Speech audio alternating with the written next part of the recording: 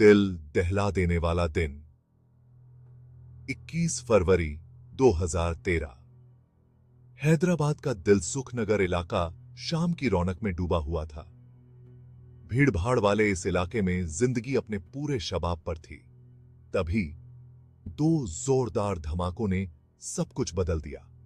एक के बाद एक हुए इन धमाकों से पूरा इलाका दहल गया। पहला धमाका एक बस स्टैंड के पास हुआ, जहां लोग बस का इंतजार कर रहे थे।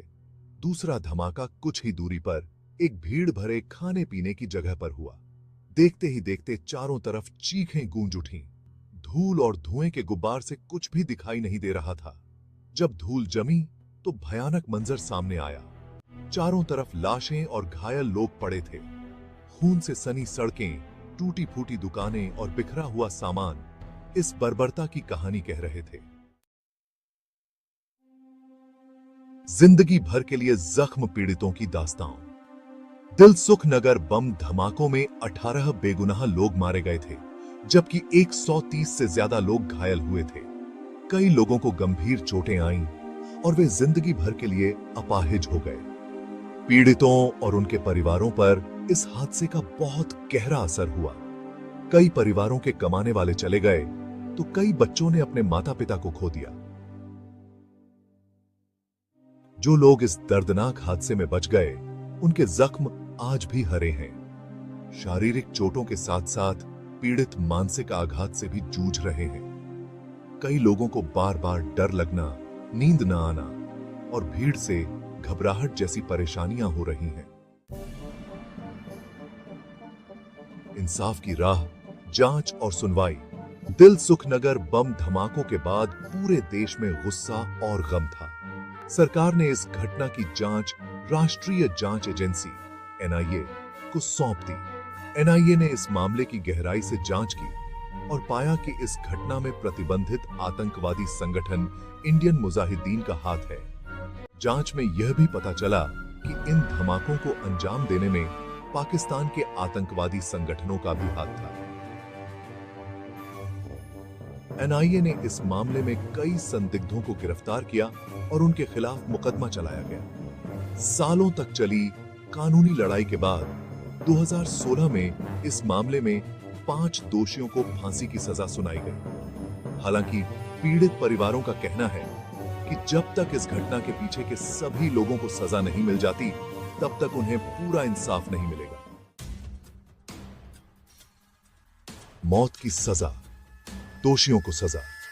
साल 2016 में दिलसुख नगर बम धमाकों के 5 दोषियों यासीन भटकल, असदुल्लाह अख्तर, जिया उर रहमान, तहसीन अख्तर और रियाज भटकल को फांसी की सजा सुनाई गई।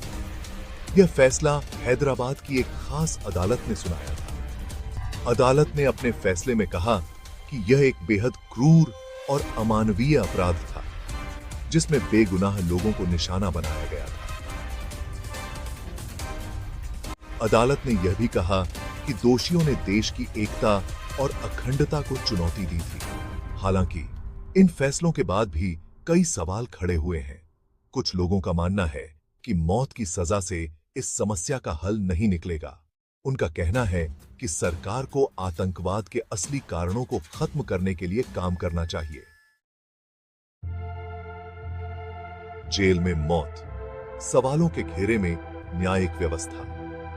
हाल ही में दिलसुख नगर बम धमाकों के एक दोषी सैयद मकबूल की जेल में मौत हो गई। मकबूल इस मामले में उम्र कैद की सजा काट रहा था। जेल प्रशासन का कहना है कि उसकी मौत बीमारी की वजह से हुई, लेकिन उसके परिवार वालों ने इसकी निष्पक्ष जांच की मांग की है। मकबूल की मौत ने एक बार फिर भारतीय जेलों में बंद कैदियों के साथ होने वाले सुधार और उनके मानवाधिकारों पर सवाल खड़े कर दिए हैं।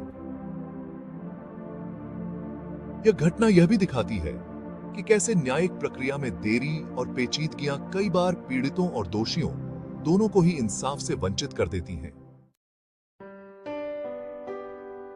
यादें और सबक। एक दशक बाद भी दर्द है ताजा। दिलसुख नगर बम धमाकों को एक दशक से ज्यादा समय बीत चुका है, लेकिन इस हादसे की यादें आज भी हैदराबाद के लोगों को डरा देती हैं। यह घटना हमें याद दिलाती है कि आतंकवाद इंसानियत का दुश्मन है और इसके खिलाफ लड़ाई में हमें एकजुट होने की जरूरत है। हमें इस बात पर भी ध्यान देने की जरूरत है कि आतंकवाद से पीड़ित लोगों और उनके परिवारों को न्याय दिलाने के लिए हमारी न्यायिक व्यवस्था और ज्यादा संवेदनशील और मजबूत होने की जरूरत है। साथ ही हमें उन सामाजिक और आर्थिक असमानताओं को भी दूर करना होगा जो आतंकवाद को बढ़ावा देती हैं।